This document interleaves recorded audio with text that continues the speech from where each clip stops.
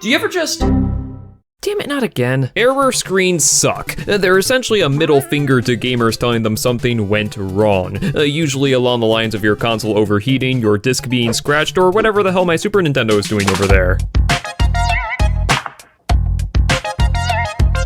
I mean, there are worse ways to tell someone their loved one is dying. If anything, these screens are more helpful than the console simply spontaneously combusting.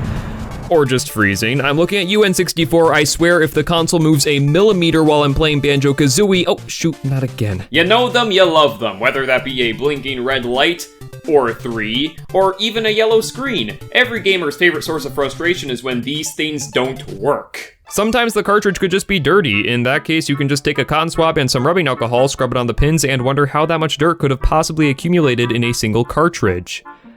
At least I think that's dirt. But what about discs? Well, if you ever scratch one of these beyond repair, then you could try the good old toothpaste trick, or even invest in a disc resurfacer. I've invested in neither of these options, and my teeth have been falling out ever since. It's quite unfortunate, really, especially since when these discs stop working, your console will let you know. Please stop playing this disc immediately. What, is it gonna self-destruct? Error screens used to freak me out when I was little. It was as if my Wii was screaming at me saying, Scratched!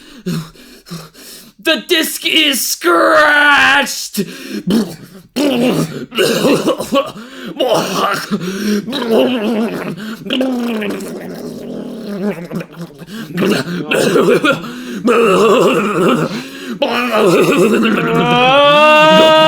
Hell, I'd argue these things still freak me out to this day. The PS2's red screen of death is what I expect to see when I die. There's just something so eerie about these. A dead silence accompanying a monochromatic screen. I mean, just a minute ago I was playing New Super Mario Bros. Wii, and now...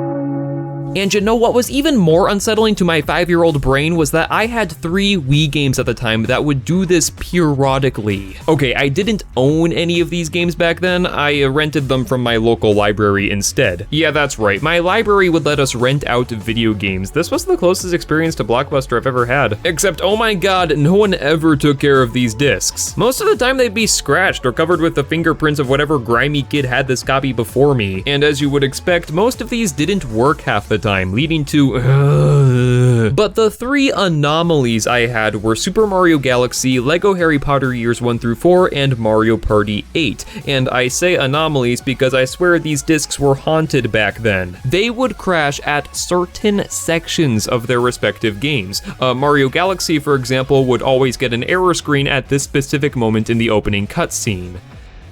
Right when things were about to get good. A similar thing would happen with Lego Harry Potter. Years 1 and 2 were playable, but in the middle of year 3, the game would crash itself because I guess it was on Voldemort's side all along. As you would expect, my library's copies of these games were practically unplayable because of this.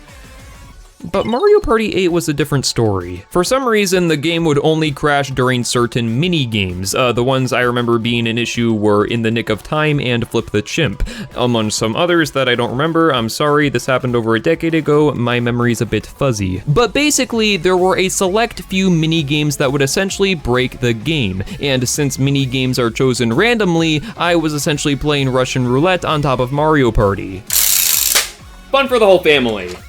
So yeah, I didn't like these screens when I was little. They were scary and pretty annoying. It eventually got to the point where I saved up $50 to purchase my own copy of Mario Party 8 so I could play in peace. And that's all error screens really are nowadays, a nuisance. As I mentioned before, yes, they do have a purpose to indicate that something's gone wrong, but that doesn't negate the frustration I feel whenever my laptop blue screens for the 5th time this week. Hey look, they added a little frowny face to make me feel better. You guys suck. But the thing is, I got lucky with these error screens. They only ever affected these individual games rather than the console itself. I could rest easy at night knowing that the problem laid in these janky ass library games and not in my beloved Wii.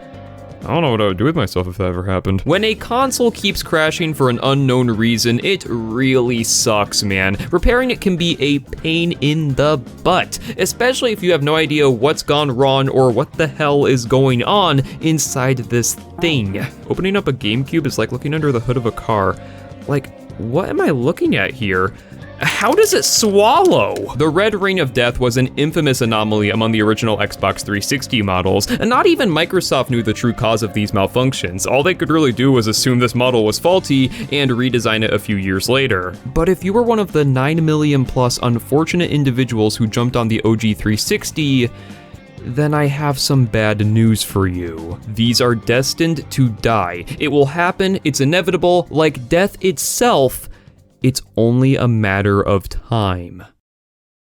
Okay, I'm being a little overdramatic, but so are these darn error screens. My GameCube thinks it's the end of the world whenever I forget to hook up the Game Boy player, and I think the original Xbox is trying to show me the Matrix. Oh, but don't even get me started on handheld consoles. Never get me started on handheld consoles. I actually haven't had much of a problem with mine, but plenty of other people have. If there's something wrong with your Game Boy cartridge, then the Nintendo logo at the startup screen will become a garbled mess. The DS had an error screen similar to that of the Wii's, which makes sense, these are from the same generation after all, and the 3DS was obsessed with these error codes back in the day. Yeah, that's a thing a lot of modern consoles like to do now. They'll give you a string of numbers, you look up said string of numbers, and a condescending website will tell you that your 3DS is broken.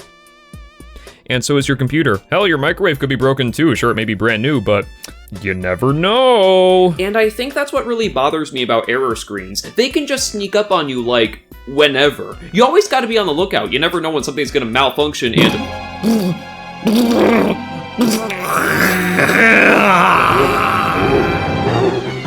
Oh, so the error screens were a demon. That actually makes a lot of sense.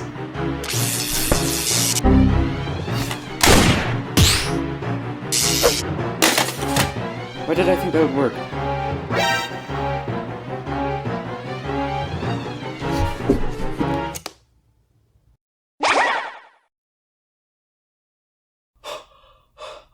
Well, all's well that ends well.